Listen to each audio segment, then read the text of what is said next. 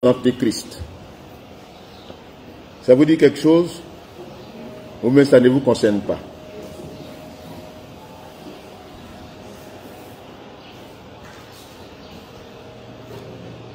La personnalité de l'Antéchrist, son système et son esprit. Il y a trois éléments importants.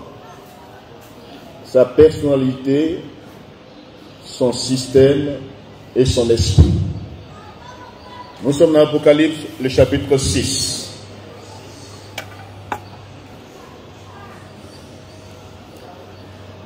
Ce matin, le président était dans le test qui, non pas de l'adoration au ciel, les 24 vieillards comprenaient que ce n'est pas des barbus, mais c'est l'ensemble des croyants.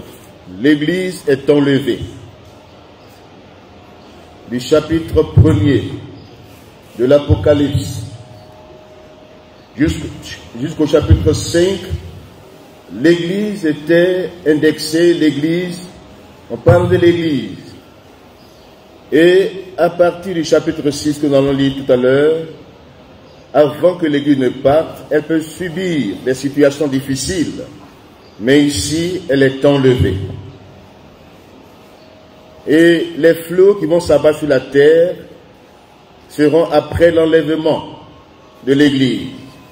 L'Église au ciel, les rachetés de l'ancienne alliance et de la nouvelle alliance forment ce peuple d'adorateurs dans le ciel. Ils adorent Dieu et l'agneau. Chapitre 6 de l'Apocalypse.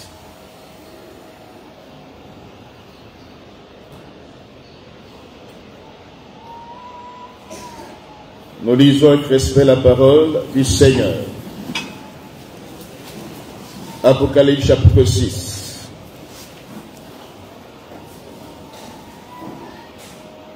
On ne parle plus d'église ici. Les événements qui vont se passer sur la terre après ou même un peu avant l'enlèvement de l'église, après l'enlèvement de l'Église, qui sera dans les cieux, à la rencontre du Seigneur, d'abord dans les airs, pour l'adorer.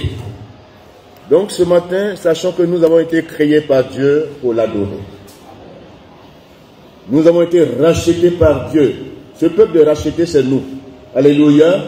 Nous avons été rachetés par le sang de l'agneau pour adorer Dieu. Alléluia. Même nous que Dieu a appelés à plein temps, qui avons été appelés à plein temps, le premier ministère que j'ai, c'est d'être un adorateur de Dieu vivant. Et quand je serai enlevé, quand je partirai au ciel, le ministère qui va rester, c'est l'adoration. Toute l'éternité, nous serons dans la présence de Dieu pour le contempler, pour l'adorer. Donc apprenons à l'adorer sur la terre. Que Dieu nous aide. C'est pour cela que je dis ce matin que ce thème-là, je l'aborde sous forme d'étude. Je regardais quand l'agneau ouvrit un des 7 sceaux et j'entendis l'un des 4 êtres vivants qui disait d'une voix de tonnerre: viens. Je regardai et voici parut un cheval blanc. Celui qui le montait avait un arc. Une couronne lui fut donnée et il partit en vainqueur et pour vaincre. Que Dieu bénisse sa parole. Amen.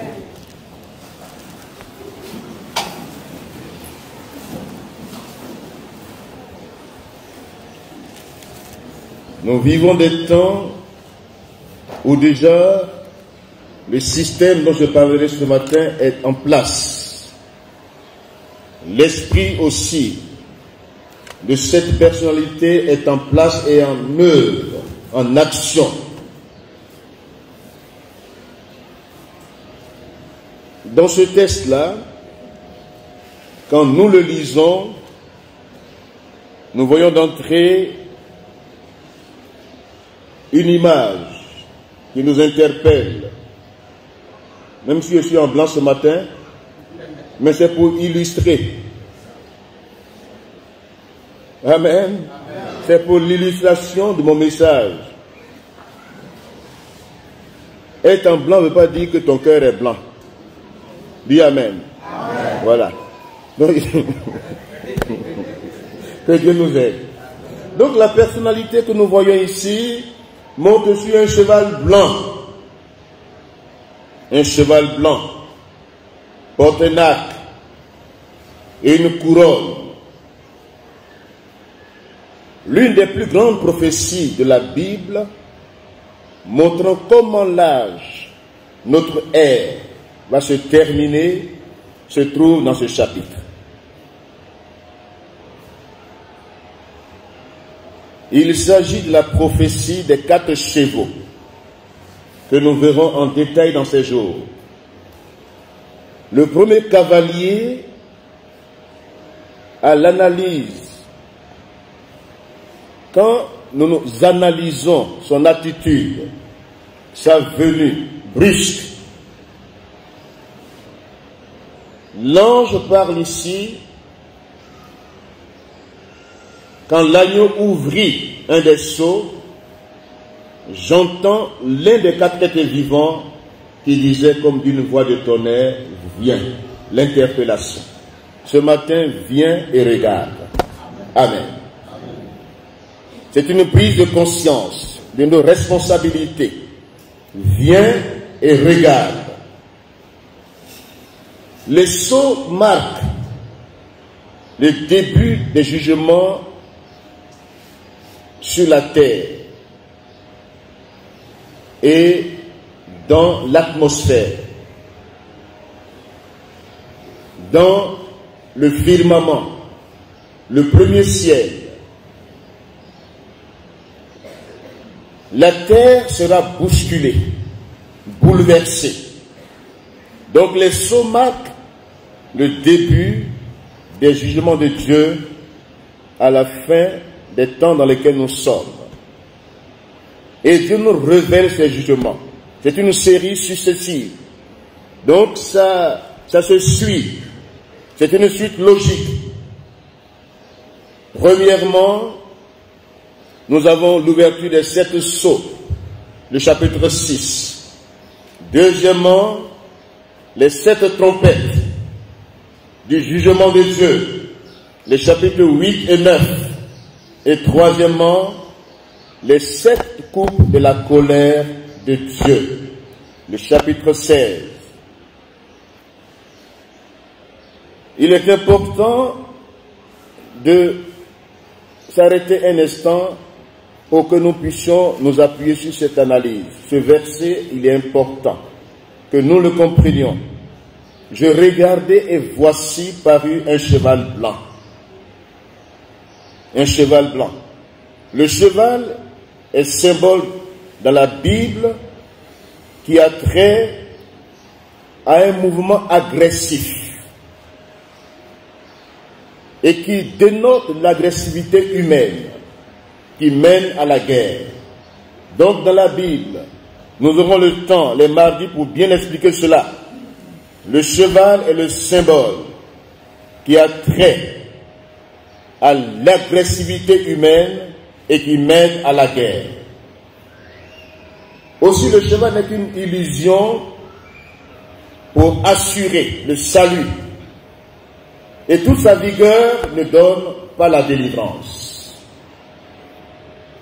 Le cheval est équipé pour la guerre, mais la délivrance appartient à l'Éternel. Amen. Psaume 33, verset 17. Nous voyons encore que c'est une pure folie de placer sa confiance dans les chevaux et ceux qui les montent. Psaume 20, verset 8, il dit, ceux-ci s'appuient sur leurs chars et sur leurs chevaux, mais nous nous appuyons sur l'Éternel. Eux, ils ploient et ils tombent, mais nous restons debout. Alléluia. Donc c'est une folie et une illusion humaine de se confier en des chevaux, dans la force des chevaux. Ce matin, confions-nous à la force de l'Éternel. Alléluia. Jérémie 17, 5, 8 nous dit que malheur à l'homme qui se confie en l'homme, mais heureux est l'homme qui se confie en l'Éternel. Même la Bible vous dit, maudit soit l'homme qui se confie en l'homme, mais heureux est l'homme qui se confie en l'Éternel. Donc celui qui monte ce cheval blanc, qui est-il? Parce qu'en le voyant, il porte le blanc. Il est éclatant. Sa blancheur est éclatante. Le cheval sur lequel il est éclatant. Il porte une couronne. Il part en vainqueur et pour vaincre. Mais quand nous lisons l'opposé de ce cavalier, c'est dans Apocalypse 19 que nous lisons. Donc il y a un autre cavalier qui lui est différent. Apocalypse 19 verset 11. Puis je vis le ciel ouvert et voici paru un cheval blanc. Alléluia. Voyez-vous, le premier cheval qui est ici vient de la terre, mais celui qu'on présente ici vient du ciel. Ce cheval d'Apocalypse 19, son origine est céleste. Alléluia. Celui qui le montait s'appelait fidèle et véritable. Et il juge et combat avec justice. Ses yeux étaient comme une flamme de feu. Sur sa tête étaient plusieurs diadèmes. Pas une couronne, mais plusieurs couronnes. Alléluia. Il avait un nom écrit que personne ne connaît, si ce n'est lui-même. Et il était revêtu d'un vêtement teint de sang. Son nom est la parole de Dieu. Alléluia. Son nom est la parole de Dieu. Alléluia. Son nom est Jéhovah. Alléluia. Les armées qui sont dans le ciel le suivaient sur des chevaux blancs, revêtus d'un félin blanc, pur. De sa bouche sortait une épée aiguë pour frapper les nations. Il les pètera avec une verge de fer et il foulera la queue du vin de la grande colère du Dieu Tout-Puissant. Il avait sur son vêtement et sur sa cuisse un nom écrit: Roi des rois, Seigneur des seigneurs. Alléluia. Nous avons le plus fort avec nous, le Roi des rois, le Seigneur des seigneurs. Donc, par imitation et par usurpation de titre, ce cavalier apparaît comme un séducteur. Il monte par imitation du véritable, il monte aussi sur un cheval blanc. Ceux qui lisent la Bible et qui ne la comprennent pas, ils pensent que c'est le Seigneur Jésus qui apparaît ici. Or, ce n'est pas lui. Amen. C'est pourquoi il est important de comprendre les passages bibliques. D'aucuns pensent que c'est le Seigneur Jésus-Christ qui apparaît au chapitre 6. Mais dans la comparaison des deux textes, nous voyons que ce cavalier est différent de celui dont parle le chapitre 19. Donc qui est-il? Alléluia. Qui est-il? Il y a une nette différence entre ce cavalier du chapitre 6 et celui du chapitre 19. Le cavalier du chapitre 6 est associé à la terre, tandis que celui du chapitre 19 vient du ciel. Le cavalier du chapitre 6 a une couronne. L'autre cavalier a plusieurs diadèmes. Alléluia. Plusieurs couronnes.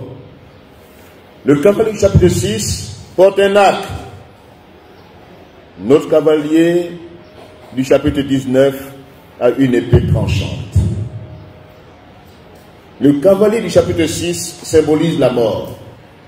Mais celui qui est présenté par le chapitre 19 donne la vie. Alléluia. Donc la personne dont il est question ici, dans le chapitre 6, n'est pas le Seigneur Jésus-Christ. Il est l'Antichrist. Aussi vient-il sur un cheval blanc pour tromper et imiter le véritable Christ. Le diable est un trompeur, un menteur, père du mensonge, séducteur. Jean chapitre 8 nous le présente. Il est le père du mensonge. Il ne peut pas se tenir, c'est-à-dire son fond, son origine, son essence même, c'est le mensonge. 1 Jean chapitre 3, verset 7 à 10, Jean chapitre 12, verset 31, 14, 30, Éphésiens 2, 2, 1 Jean 5, 19, 2 Corinthiens 4, 4, nous parle du séducteur, le Dieu de ce siècle, de ce monde. Ce monde est sous la puissance de Satan. Bien que Dieu soit souverain, bien que Dieu contrôle tous les événements dans le monde, bien que Dieu est présent, mais le diable est le maître et le Dieu de ce siècle. C'est lui qui domine ce siècle. C'est lui qui aveugle les cœurs. C'est lui qui suit les consciences. C'est lui qui enlève dans le cœur des hommes toute sensibilité et toute conscience de la présence de Dieu. L'Antichrist signifie celui qui est contre Christ ou qui supplante le Christ. Il sera le plus grand adversaire du Seigneur qui aura jamais paru dans l'humanité. C'est le dernier et grand chef, l'homme qu'on appelle le surhomme, l'homme qui va dire au monde qu'il est la solution à tous leurs problèmes. C'est le dernier grand chef que l'humanité va connaître. Et l'humanité même va le réclamer. Parce que nous sommes dans un monde où il n'y a plus de solution. Où les hommes, malgré le développement, malgré la technologie, malgré la science, seront limités. L'humanité tout entière se donnera à la fin des temps un chef. Jésus est l'homme parfait. Mais l'apparition sur la terre de cet homme va incarner toute la puissance satanique. Ce faux Christ, dissimulant sa violence, sa ruse, sa séduction, par un semblant de relations humaines, de relations internationales. Cet homme, c'est une vraie personnalité. Il faut le reconnaître. Beaucoup pensent que c'est seulement un esprit, mais c'est une personnalité qui incarne le diable. C'est Satan qui l'envoie. Comme Jésus a été envoyé par le Père, Satan aussi a son Christ.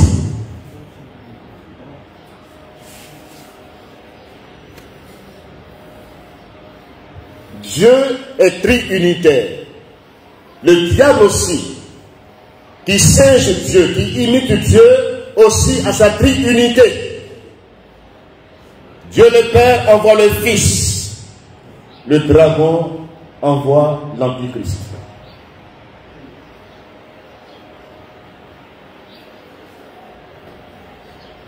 Et le faux prophète.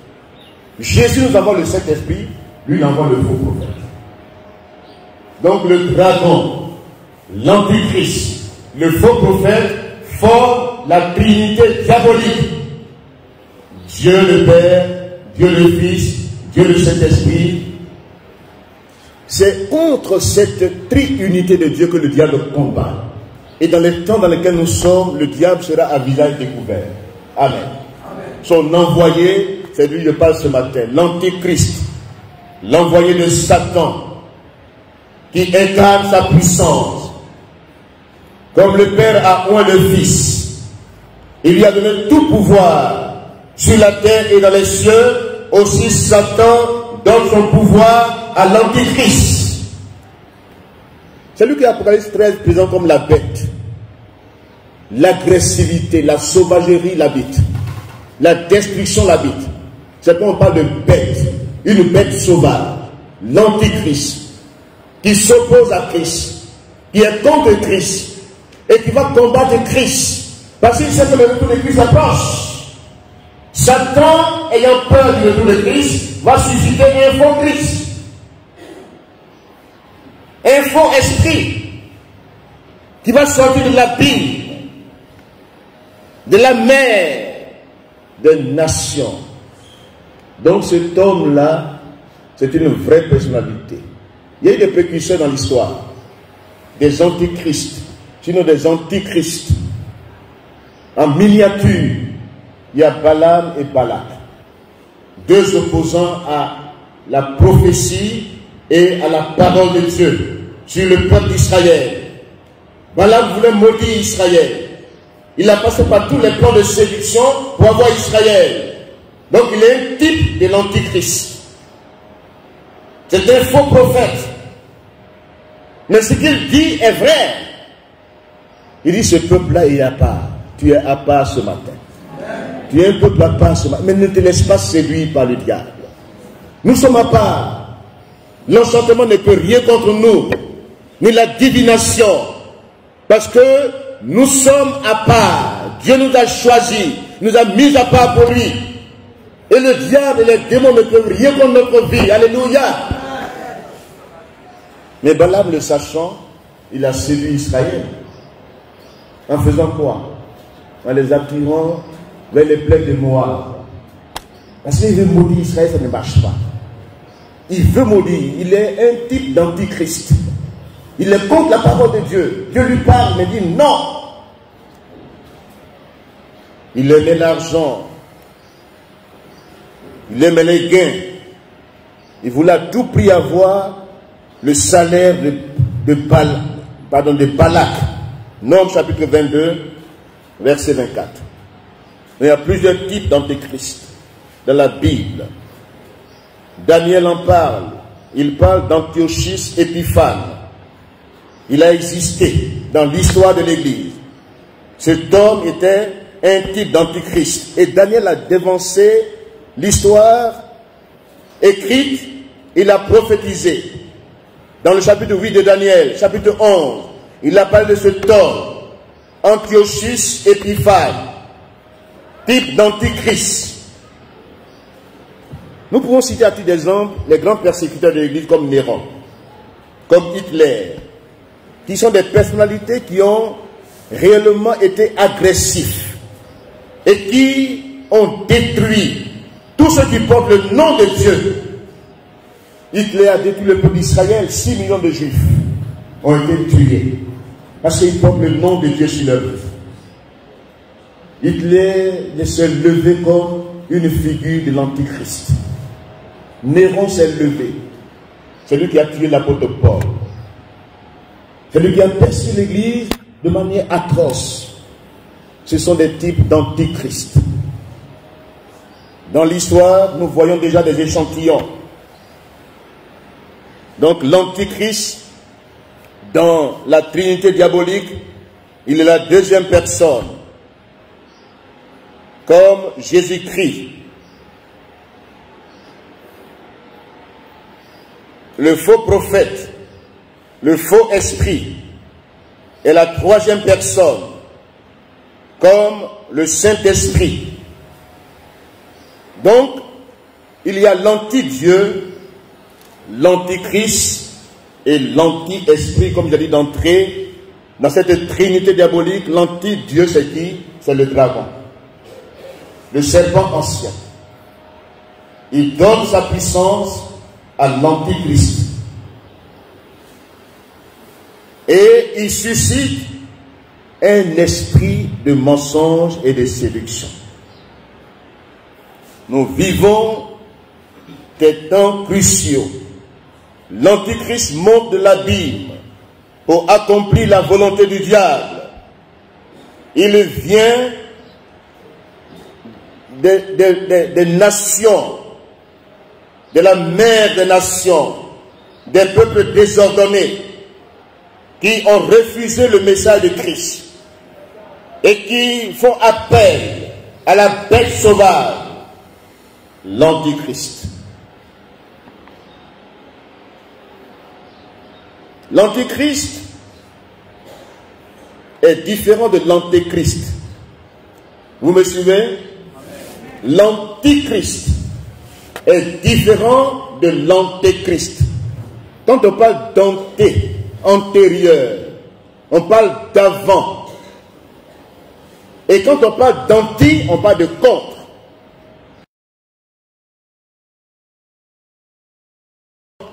Chapitre 2, verset 18 que nous lisons. Il y a plusieurs antéchrists, mais il y a un seul antichrist. Mise en garde contre les antéchrists. Petits enfants, c'est la dernière heure. Et comme vous avez appris qu'un antéchrist vient, il y a maintenant plusieurs antéchrists. Par là, nous connaissons que c'est la dernière heure. Ils sont sortis du milieu de nous. Mais ils n'étaient pas des nôtres. Car s'ils eussent été des nôtres, ils seraient demeurés avec nous. Mais cela est arrivé afin qu'il fût manifeste que tous ne sont pas des nôtres. Pour vous, vous avez reçu l'onction. Alléluia. De la part de celui qui est saint. Et vous avez toute la connaissance. Je vous ai écrit, non que vous ne connaissiez pas la vérité, mais parce que vous la connaissiez. Et parce qu'aucun mensonge ne vient de la vérité. Qui est menteur, sinon celui qui nie que Jésus est le Christ? Celui-là est l'antéchrist, qui nie le Père, nie aussi le Fils. Quiconque nie le Fils n'a pas non plus le Père. Quiconque confesse le Fils a aussi le Père. Amen. Donc il y a plusieurs antéchrists.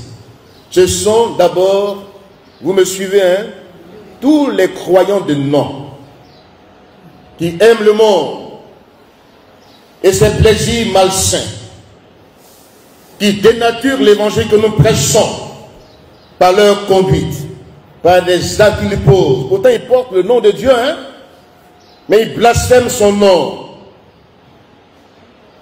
Ils blasphèment le message de la croix du Christ, qui n'a aucun effet sur leur vie. Ils s'opposent de manière personnelle à Christ. Ils le nient. Ils nient le Fils. Son œuvre expiatoire n'a aucun effet sur leur vie. Pourtant, ils portent le nom de Christ. Ils aiment la fausseté, le mensonge. En un mot, ils aiment le faux et la fraude. Voici les antéchrists. Ils sont plusieurs. Ils confessent, même ils peuvent confesser. Ils peuvent prier. Ils peuvent parler en son nom. Mais ils ne vivent pas ce qu'ils disent. Amen. Ces deux, on parle des antéchrists. Les croyants vrais reçoivent l'onction de la part de Dieu. Alléluia. Les croyants vrais. C'est pourquoi, voyez-vous, la Bible, Dieu il n'est pas dans les choses qu'on fait pour qu'on force. Les choses qu'on force. Non, c'est naturel. Tu reçois l'onction de Dieu sur ta vie. Dieu est naturel, Dieu est spirituel. Alléluia. Il te veut naturel et spirituel. Tu as reçu l'onction, c'est-à-dire l'Esprit de Dieu va t'aider dans ta marche. L'Esprit de Dieu va te donner la connaissance de la vérité. Verset 27 du même chapitre. Il dit, pour vous l'onction que vous avez reçue de lui demeure en vous. Et vous n'avez pas besoin qu'on vous enseigne. Mais comme son onction vous enseigne toutes choses, et qu'elle est véritable, et qu'elle n'est point un mensonge, demeurez en lui. Alléluia. Les vrais croyants demeurent en Christ. Ils demeurent dans la vérité de la parole de Dieu. Ils la lisent au quotidien. Ils la méditent. Ils étudient. Ils vivent ce que l'évangile dit. Alléluia. Ils ne sont pas des chrétiens de nom. Des chrétiens d'appartenance religieuse. Des chrétiens qui portent le nom seulement. Qui ont une apparence de piété. Comme ce matin, j'ai lu cela. La blancheur ne veut pas dire que l'intérieur est blanc. Alléluia. Pied blanc, habit blanc, ne veut pas dire que tout est blanc à l'intérieur. Alléluia. Amen. Donc, voici comment des personnes qui ont le nom de Dieu et qui aiment le monde, qui vivent selon les plaisirs du monde, qui aiment le monde et ses passions, qui aiment la fausseté. Quand ce qui est faux les attire, c'est qu'ils sont des antéchrists. Tous ne sont pas des nôtres. Et c'est pourquoi ils sortent du milieu de nous souvent. Ils ne peuvent pas supporter la saine doctrine. Dites Amen maintenant. Amen. Parce que quand vous me regardez là, je sais pourquoi vous me regardez comme ça. Mais ce matin, soyez connectés avec le ciel. C'est la parole de Dieu qui libère les cœurs. C'est la parole de Dieu. Il faut l'aimer. Ce matin, est-ce que tu as médité avant de venir? Beaucoup ne lisent pas leur Bible. Beaucoup ne cherchent pas Dieu. Beaucoup portent seulement le nom de Dieu sur eux. Des chrétiens de dimanche. Quand on parle d'études bibliques, ça ne leur dit rien. Là où la parole de Dieu est prêchée avec autorité, ils n'aiment pas cela. Même quand il est prêché, ils dorment. Ils dorment. Ils sont distraits. Leur cœur est ailleurs. Ce sont des antichrists, sinon des antéchrists. C'est fort, hein? Mais c'est la vérité de l'évangile. Les croyants disposent de deux protecteurs dans leur marche qui est insufflée par la grâce de Dieu. Le premier protecteur, c'est l'Esprit de Dieu. Amen. Le premier protecteur du croyant, l'intercesseur qui aide le croyant dans sa faiblesse, c'est l'Esprit de Dieu. Quand il dit vous avez reçu l'onction et que vous n'avez pas besoin qu'on vous enseigne, il y en a qui comprennent ça mal. Oh, vous avez reçu une aide qui peut vous aider dans vos faiblesses. Amen. Le pasteur ne sera pas là derrière vous. Partout où vous serez. Mais l'Esprit de Dieu sera en vous et vous conduira dans toute la vérité. Quand il y a une situation qui se présente à vous, le Saint-Esprit vous dit non, ne le faites pas. Il est le conseiller par excellence. Il est le conducteur par excellence. Et quand tu demeures dans la parole de Dieu, qui est le deuxième protecteur de ta vie chrétienne est authentique. Alléluia. Alléluia. Amen. Donc voici les deux protecteurs. L'Esprit de Dieu a inspiré le deuxième protecteur, la parole de Dieu. Alléluia. Le Seigneur veut que nous demeurions dans sa parole. Jean chapitre 15. Que nous demeurions en lui. Que sa parole demeure en nous. Alléluia. Que nous l'appliquions, que nous la vivions, que nous marchions selon ses ordonnances et ses principes. Que notre vie chrétienne soit une vie chrétienne obéissante à la parole de Dieu. Alléluia. Ainsi ne nous égarons pas par les faux, qui sont aussi des antéchrists. En eux, il y a la fausseté. Ils aiment ce qui est faux, le mensonge, la séduction. Ils ont rempli le monde aujourd'hui. Ils sont suscités aussi par Satan. Il y a des vrais prophètes, il y a des faux prophètes. Il y a des vrais docteurs, il y a des faux docteurs.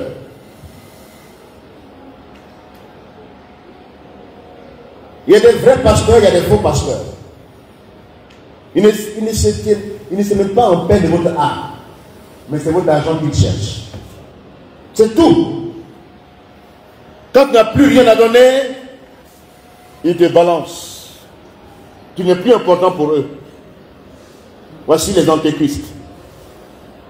Ils n'intercèdent pas pour toi, ils ne prient pas pour toi quand ils sont seuls, ils ne pensent même pas à toi, mais c'est ton argent qui les intéresse. C'est tout. Et ne vous laissez pas égarer par les antéchrists, par les faux pasteurs, par les faux ministères, par les faux apôtres.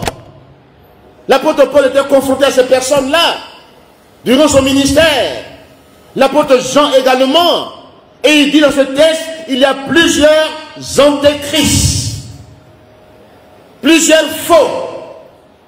Ils aiment la fraude, ils aiment le mensonge, ils aiment la tromperie. Ils viennent à toi comme un agneau, mais au-dedans c'est un loup. Ils portent habit blanc, apparence trompeuse. Ce matin, comprenez-moi, hein, j'illustre mon message. J'illustre mon message. Moi, quand il est sorti, ils allons dire, ah, pasteur, là, que Dieu nous aide. Dieu m'a dit ce matin, en partant, il a voulu changer d'habit. Il m'a dit, non, ne change pas. Il dit, mais il pleut. Puis tu me dis de porter tout. Il dit, non, il dit, ne change pas. Même si c'est il faut porter quand même, tu vas voir. Ce matin, j'illustre mon message, mais je ne suis pas dans la peau du cheval blanc. Dites Amen. Amen. Vous m'entendez bien ce matin? Amen. Donc, les apparences trompent. Quelqu'un vient à te dire, c'est lui qui est le grand prieur, le grand intercesseur,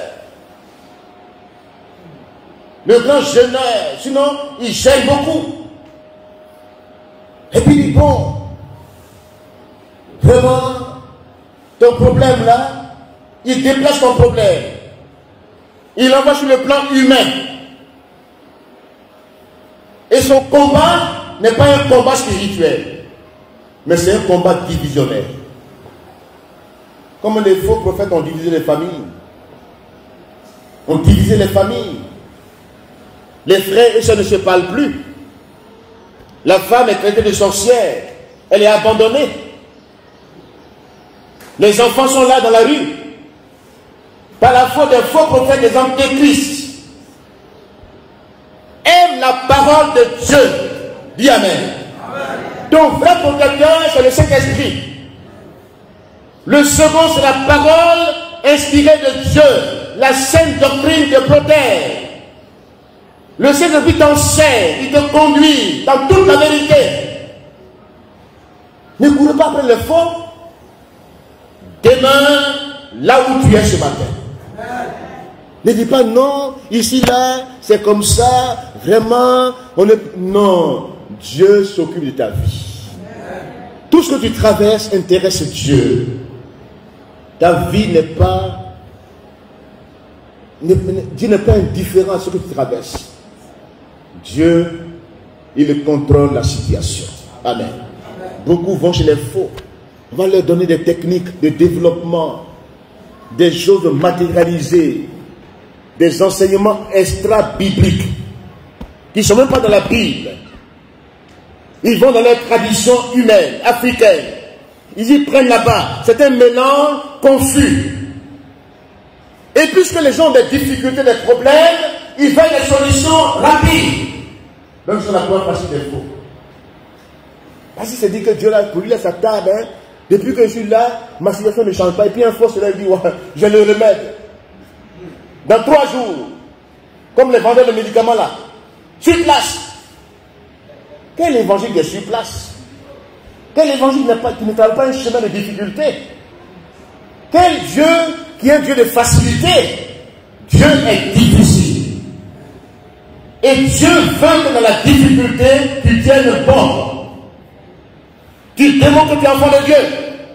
Job était confronté à la difficulté, mais Satan était venu pour décourager Job. Mais ce matin, que ta vie découvre le diable. Alléluia.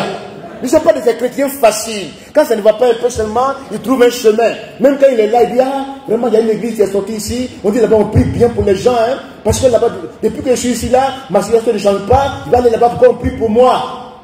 Bon. Ils vont t'amener loin de Dieu. Parce que les faux, ils ont la technique d'emballage, de détournement des âmes. Ils sont des techniciens professionnels. Ils savent, ils ont appris ça, la langue sucrée. Ils ont le sucre dans la bouche. Mais les prédicateurs, souvent, qui parlent avec vérité, on n'aime pas ce qu'ils disent. On dit, il est trop dur. Est-ce que Jésus n'a pas été dur? Pourquoi vous voulez la facilité? Jésus a été dur. Pour former des disciples, il faut la durée. Il faut être exigeant pour former des disciples. Ce n'est pas dans la facilité qu'on forme des disciples. Jésus en avait 70 au départ. 58 l'ont abandonné. Et 12 sont restés. Et parmi les 12 même, il y a un faux. Il aime l'argent. Ce matin, vivons la parole de Dieu. Nous vivons des temps de séduction. Des temps de tromperie. Des temps où les faux se promènent partout. Ils créent des églises où on n'enseigne pas la parole de Dieu. Ils sortent des textes hors contexte. Ils font de ça un prétexte de séduction. Demeure dans la parole de Dieu, demeure dans la sainte doctrine. Fais ton chemin, grandis sainement dans l'église. Alléluia. Grandis sainement dans la communauté. Et demain tu seras un leader aguerri. Alléluia. Dieu ne forme pas les leaders comme ça. Dieu n'est pas un arriviste. Il n'est pas un opportuniste. Il y a trop d'opportunistes, il y a trop d'arrivistes. Dieu, il y a un chemin qui te trace. Ce chemin est difficile, mais au bout c'est la gloire. Même si ça peut faire comme ça, de toute façon, on est sur la terre. Alléluia. Alléluia, on est sur la terre. Tant qu'on n'est pas allé au ciel, on est sur la terre. Donc il faut surmonter. Il faut tenir. Appuie-toi sur le Seigneur ce matin. Ne t'appuie pas sur les hommes, sur les chars humains, sur les secours humains. Mais le secours de l'Éternel est le vrai secours. Alléluia. Tu peux être déçu par les hommes. Tu peux être abattu, découragé par des situations qui t'arrivent dans ton foyer même. Et tu te poses des questions sans réponse. Tu es là. Tu dis, mais je fais tout, ça ne change pas. Mais qu'est-ce que j'ai fait, Seigneur? Est-ce que je n'ai pas péché? Non, mais je n'ai pas péché dans ta vie. Le juge peut souffrir. À cause de ta justice, il peut souffrir. Demeure fait, avance, demeure dans la parole de Dieu. Alléluia. L'esprit de l'antéchrist. Sinon, d'abord, la personnalité de l'antéchrist. C'est le deuxième point. Oh, supportez-moi ce matin. Je ne sais pas, ne regardez pas à l'heure. Oui, ceux qui viennent la fête l'entrée. Faites l'entrée en même temps. Voyez-vous, quand la parole de Dieu, ne mettez pas autre chose devant elle. Laissez-la passer. Dieu va me permettre à temps où j'ai terminé. Vous m'entendez bien ce matin? Ce message-là, en venant, vous savez, quand je viens toujours, j'examine. Et les cœurs me sont révélés. C'est ce que vous ne savez pas. L'état des cœurs. Ce matin, je sais ceux qui acceptent et ceux qui n'acceptent pas. Dis Amen maintenant. Amen. Ceux qui aiment la parole de Dieu seront bénis. Alléluia. L'esprit Sinon, la personnalité de l'Antéchrist maintenant.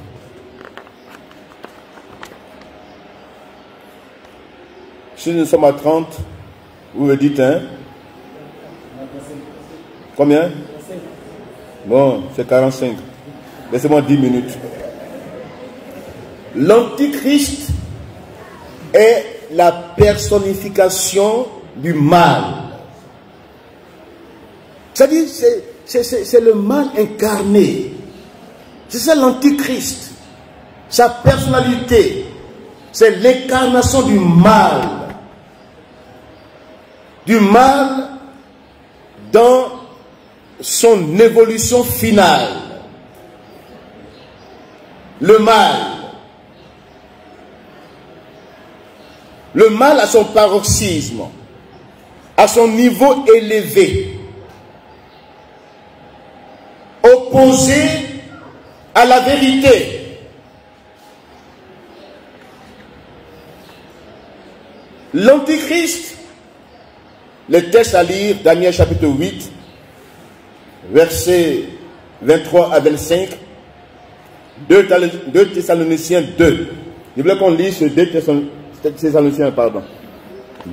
Thessaloniciens chapitre 2. Je veux qu'on lise cela. Vous allez comprendre.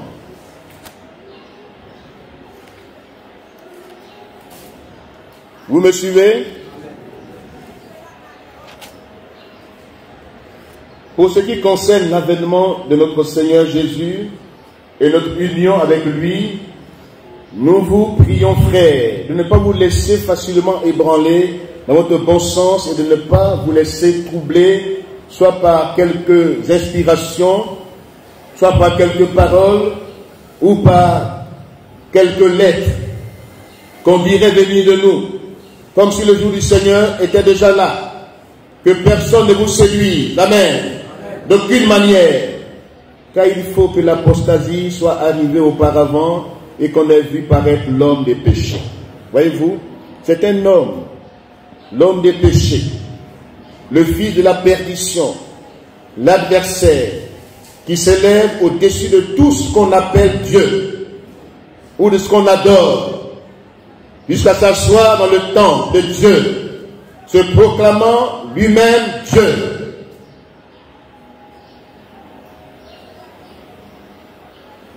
Ne vous souvenez-vous pas que je vous disais ces choses lorsque j'étais encore chez vous, et maintenant vous savez ce qui le retient, afin qu'il ne paraisse qu'en son temps, car le mystère de l'iniquité agit déjà.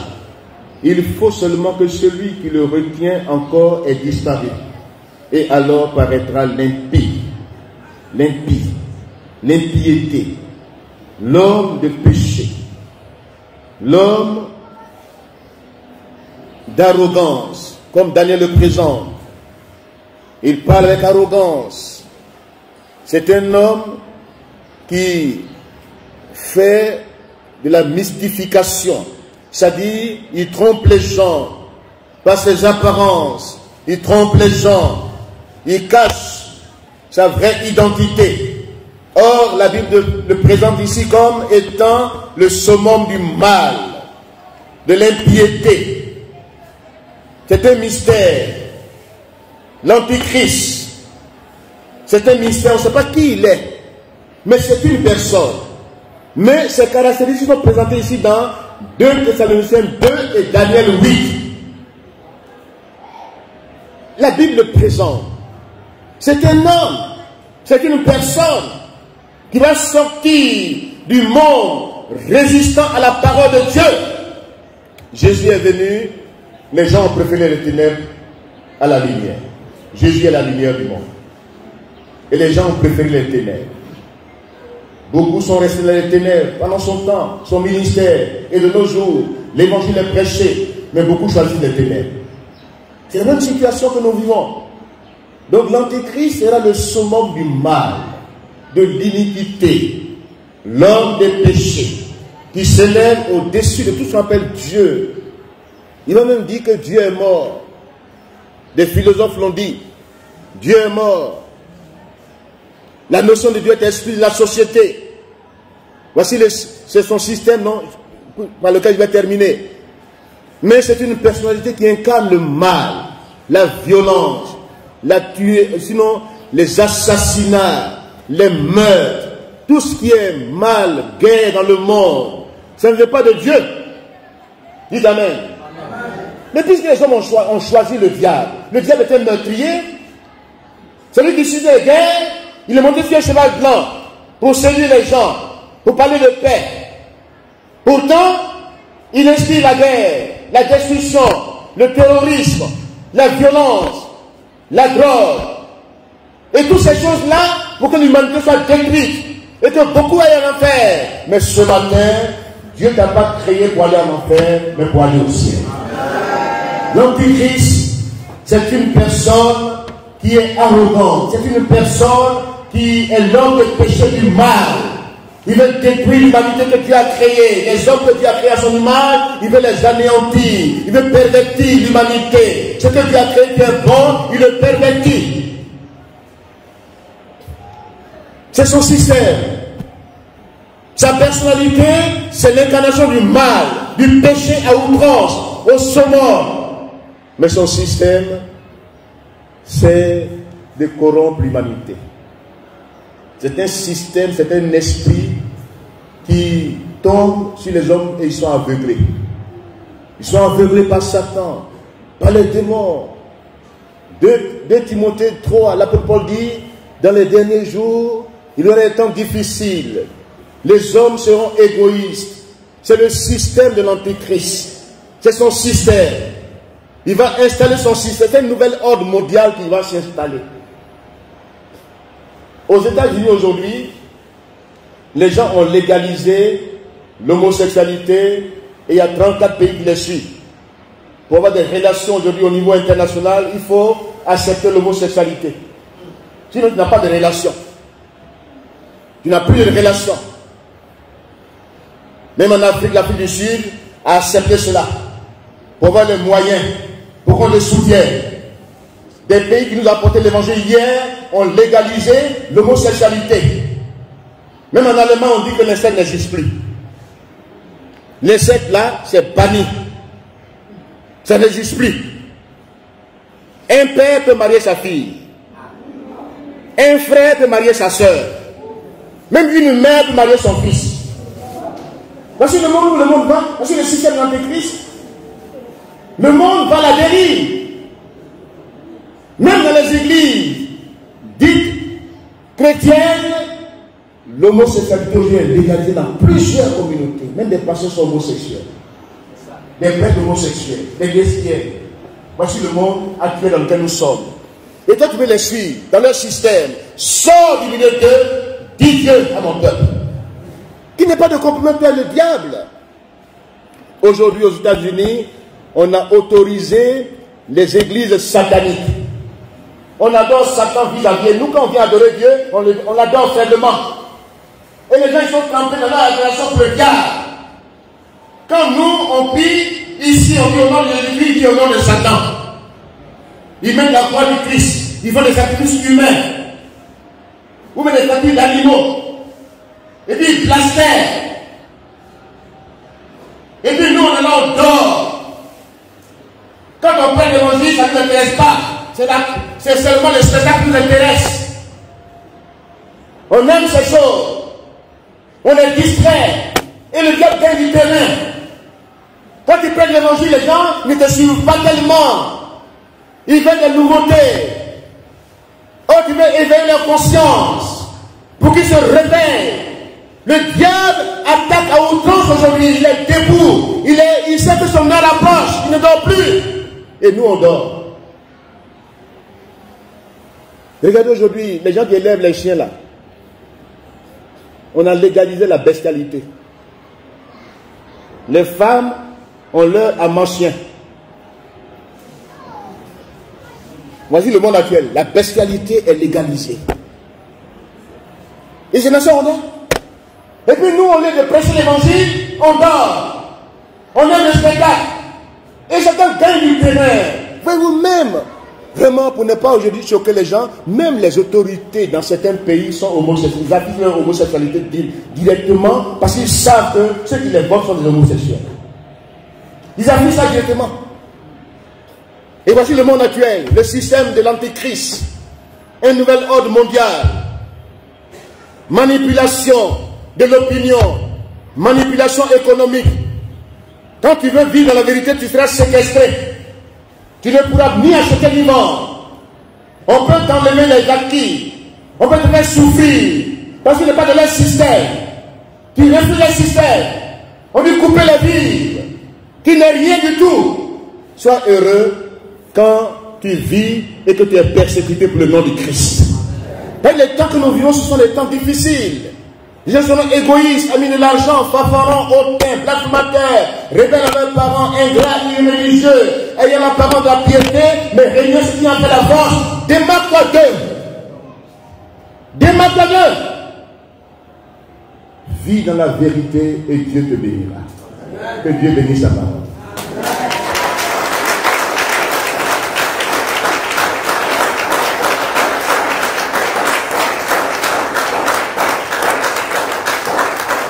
Oh.